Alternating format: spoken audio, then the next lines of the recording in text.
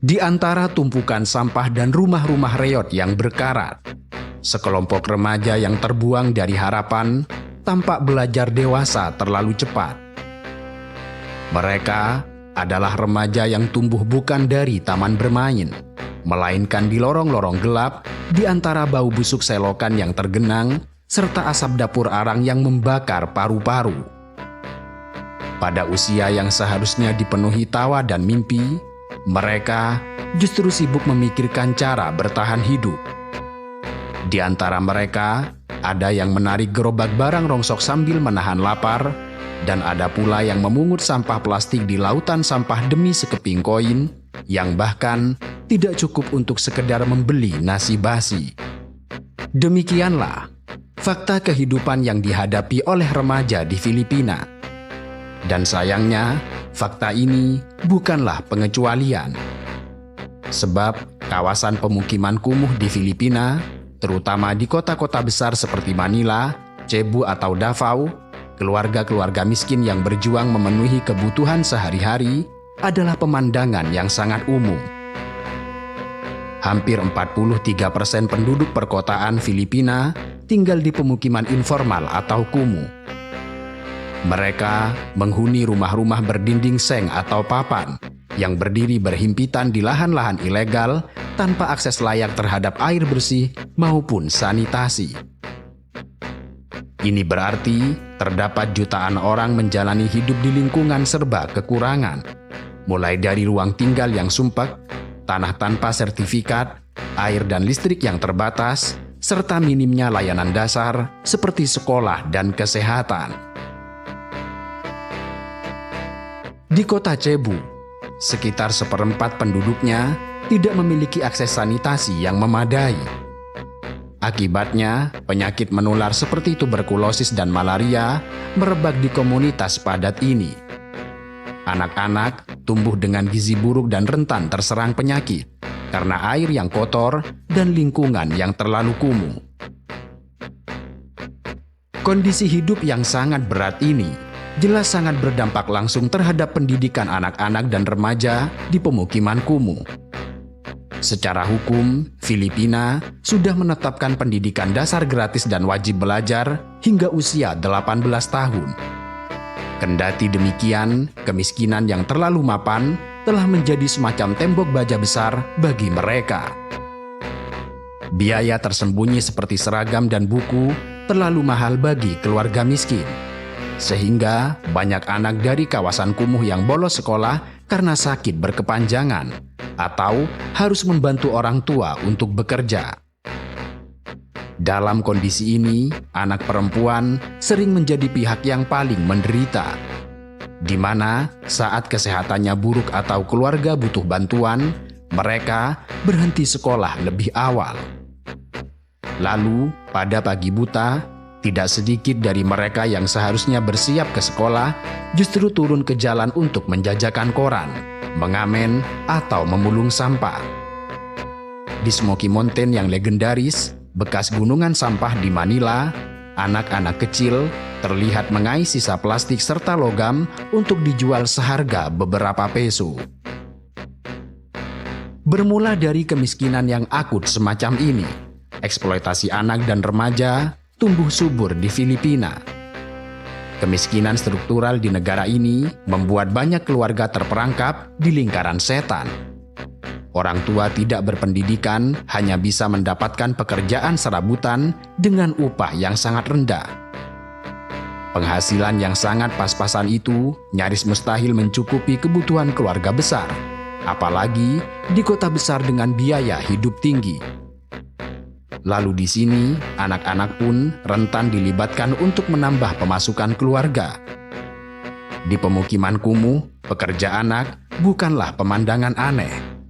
Mulai dari menjadi pengemis jalanan, jongkok di lampu merah meminta receh, hingga kerja kasar seperti menjadi kuli panggul di pasar atau tukang cuci mobil di jalanan.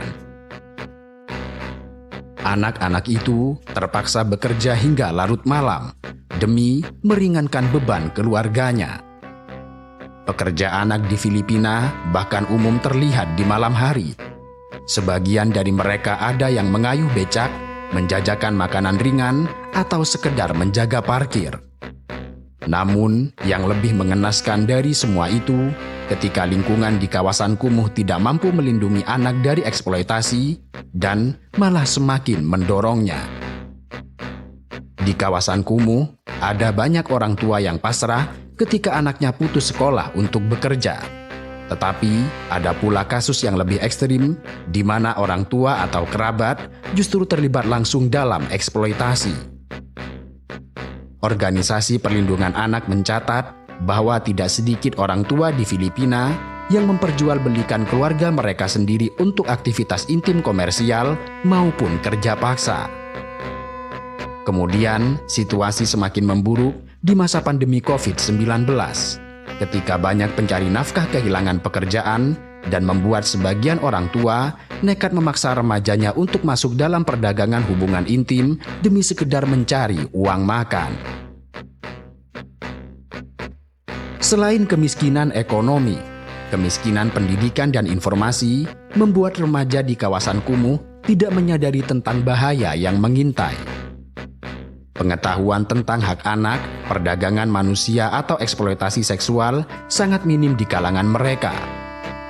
Upaya pencegahan trafficking biasanya menyasar orang dewasa, namun hampir tidak ada program yang menyentuh kaum muda. Akibatnya, anak-anak remaja di komunitas miskin, terutama yang putus sekolah, tidak tahu cara melindungi diri. Mereka menjadi mudah ditipu oleh janji pekerjaan atau iming-iming uang cepat oleh pemburu remaja. Para trafficker dan mucikari paham betul celah ini. Remaja putus asa yang ingin keluar dari kemiskinan adalah sasaran empuk bagi mereka. Dan hanya dengan modal bujuk rayu akan pekerjaan di kota atau di luar negeri, ribuan anak gadis dibawa pergi setiap tahun, yang ternyata dijebak menjadi pekerja hubungan intim atau buruh paksa. Wabah sosial lain seperti penyalahgunaan obat-obatan, kekerasan dalam rumah tangga hingga bencana alam juga memperburuk kerentanan. Banjir, topan dan konflik bersenjata yang kerap melanda Filipina sering memaksa keluarga miskin mengungsi dan kehilangan mata pencaharian. Lalu, anak-anak dan remaja yang terlantar akibat bencana atau terpisah dari keluarganya menjadi target mudah bagi perdagangan anak. Seorang pakar politik, Maria Ella Atienza, mencatat suatu pola bahwa setiap kali terjadi bencana besar atau krisis seperti pandemi, anak-anaklah yang dikorbankan demi keluarga bertahan hidup. Tidak ketinggalan, faktor budaya dan hukum di Filipina juga turut andil membuka peluang eksploitasi. Selama bertahun-tahun, usia legal untuk hubungan intim di Filipina adalah 12 tahun, dan ini menjadi salah satu yang terendah di dunia. Ini berarti, secara hukum, seorang dewasa bisa berhubungan intim dengan anak 13 hingga 17 tahun tanpa dianggap melakukan ruda paksa. Sehingga para remaja sangat rentan dimanipulasi orang dewasa. Celah hukum ini baru ditutup belakangan, tepatnya pada tahun 2022. Kendati demikian, dampak peraturan lama masih sangat terasa, di mana remaja belasan tahun kerap menjadi korban eksploitasi hubungan intim terselubung yang sulit diproses secara hukum, sebab pelakunya berkelit atas nama suka sama suka. Sementara itu, penegakan norma perlindungan anak masih lemah di tingkat komunitas. Di kawasan kumuh yang keras, pekerja di bawah umur atau gadis remaja yang dijadikan tulang punggung keluarga dianggap sebagai hal biasa. Selama anak membawa uang dan mengurangi beban keluarga, jarang ada tetangga atau tokoh setempat yang melapor. Rasa solidaritas komunitas membuat eksploitasi ini seakan tidak terlihat. Artinya, meski semua orang tahu bahwa hal itu terjadi, akan tetapi mereka memilih memaklum karena memahami beratnya akan tekanan ekonomi. UNICEF dan Plan Internasional memperkirakan terdapat sekitar 100.000 anak Filipina dipaksa masuk perdagangan hubungan intim setiap tahun. Angka ini menempatkan Filipina di peringkat keempat terbesar di dunia untuk jumlah anak yang diperdagangkan dalam sektor perlendiran. Dan bentuk eksploitasi lain yang kini marak adalah eksploitasi hubungan intim secara online. Didukung kemajuan teknologi murah, para pemburu remaja dari mancanegara dapat membeli pertunjukan pelecehan melalui webcam secara live. Filipina bahkan disebut oleh UNICEF sebagai pusat global perdagangan hubungan intim via live stream karena saking seringnya kasus ini terungkap. Selama pandemi, dengan para remaja terkunci di dalam rumah, pelaku kejahatan beralih ke internet. Yang hal ini menyebabkan insiden eksploitasi seksual online anak melonjak sekitar 264%. Dan kini diperkirakan 1 dari 8 anak Filipina berisiko mengalami pelecehan online dan 20% anak usia 12 hingga 17 tahun yang menggunakan internet dilaporkan pernah menjadi korban eksploitasi online. Platform media sosial dan streaming yang seharusnya menjadi wadah pergaulan, bagi mereka justru menjadi jebakan perdagangan tubuh. Dampak eksploitasi terhadap anak dan remaja sungguh sangat menghancurkan. Dari segi fisik, anak yang dipekerjakan secara kasar sering mengalami cedera, kelelahan kronis, dan tumbuh kembang yang terlambat. Mereka tidak memperoleh asupan gizi dan waktu istirahat yang cukup, sehingga sangat rentan terhadap penyakit. Paparan lingkungan kerja berbahaya seperti di tempat sampah beracun atau tambang emas merkuri bisa menyebabkan gangguan kesehatan jangka panjang. Dan bagi yang dieksploitasi secara seksual, ancaman penyakit menular seksual sangatlah tinggi. Tanpa perlindungan, banyak remaja prostitusi tertular sifilis, gonore, bahkan HIV atau AIDS, atau mengalami kehamilan di usia muda. Laporan menunjukkan sekitar 18% remaja jalanan di Filipina menderita infeksi menular seksual. Selain itu, kekerasan fisik kerap menyertai eksploitasi, misal pukulan dari mucikari, hukuman kejam dari majikan, atau penyiksaan oleh pelanggan dapat meninggalkan luka permanen pada tubuh mereka. Akan tetapi, mungkin luka yang tidak kasat mata secara psikologislah yang paling dalam. Trauma jelas menghantui para remaja korban eksploitasi. Mereka sering mengalami ketakutan, cemas, depresi, dan kehilangan rasa percaya diri akibat perlakuan buruk yang dialami. Masa muda yang telah direnggut membuat mereka tumbuh dengan pandangan dunia yang gelap, sulit percaya orang lain, bahkan kesulitan mencintai diri sendiri. Anak atau remaja yang dipaksa menjual diri atau diperdagangkan merasakan malu dan bersalah meskipun jelas mereka adalah korban. Rasa percaya terhadap orang dewasa telah rusak parah, apalagi bila pelaku eksploitasi adalah orang terdekat mereka sendiri. Banyak korban yang akhirnya mengisolasi diri atau mencari pelarian pada penyalahgunaan zat sebagai cara mengatasi trauma.